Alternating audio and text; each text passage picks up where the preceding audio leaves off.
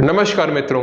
तथाकथित सेकुलरिज्म के नाम पर अंग्रेजों के मानसिक गुलामों ने आक्रांताओं द्वारा हम भारतीयों पर किए गए अत्याचारों को सदा ही छिपाने का कार्य किया है।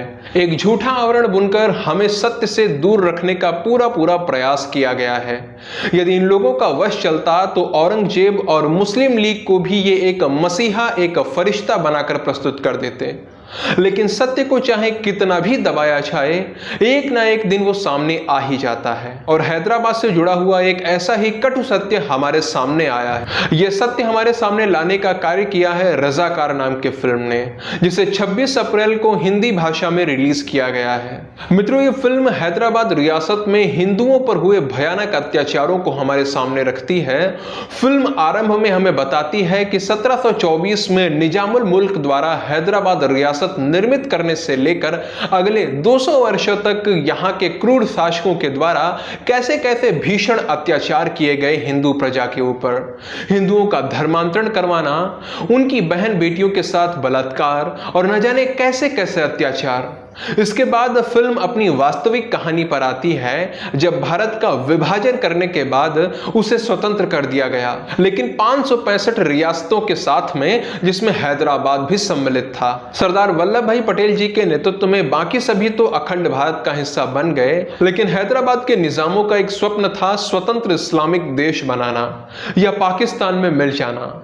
लेकिन उनके इस स्वप्न में सबसे बड़ी बाधा थे हिंदू, जो अपनी मां, अपनी मातृभूमि भारतवर्ष से प्रेम करते थे। निजामों ने अपने स्वप्न पूर्ति हेतु एक फौज तैयार की, जिसे रजाकारों की फौज कहा जाता है। आप इन्हें क्रूर निर्मम हत्यारा भी कह सकते हो। और इन रजाकारों का एक ही लक्ष्य था, हिंदुओं को समाप्त करना। वृहद स्तर पर हिंदुओं का धर्मांतरण करवाने का प्रयास हुआ, उन्हें मारा गया, महिलाओं के साथ भयानक बलात्कार किए गए। ऐसे अमानवीय अत्याचार हुए जिन्हें कह पाना भी संभव नहीं है। लेकिन ये सब कुछ स्पष्ट रूप से फिल्म में दर्शाया गया है। निर्माताओं ने कुछ भी छिपाने का या थोड़ा बहुत दिखाकर हटाने का प्रयास नहीं किया है, बल्कि जो हुआ था, जैसा हुआ था और एक फिल्म के माध्यम से जितना दिखाया जा सकता था, वो सब दिखाया गया है।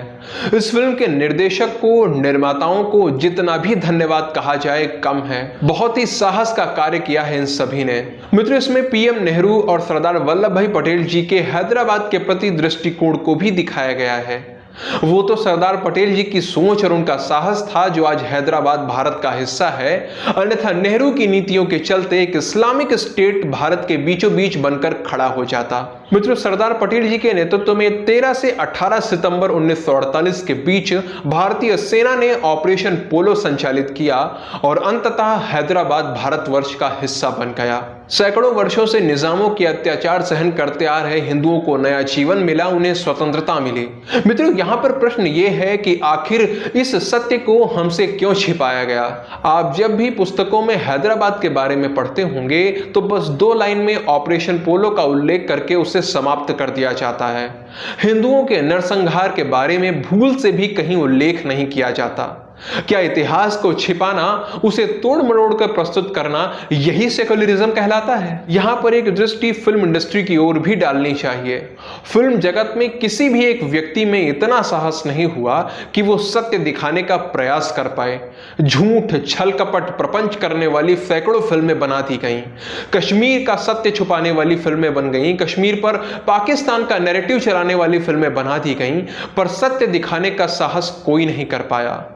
इसीलिए मित्रों, मैं रजाकार फिल्म के निर्माताओं को धन्यवाद कह रहा हूं, उन्हें नमन कर रहा हूं कि उन्होंने वास्तविक इतिहास हमारे सामने प्रस्तुत करने का कार्य किया है।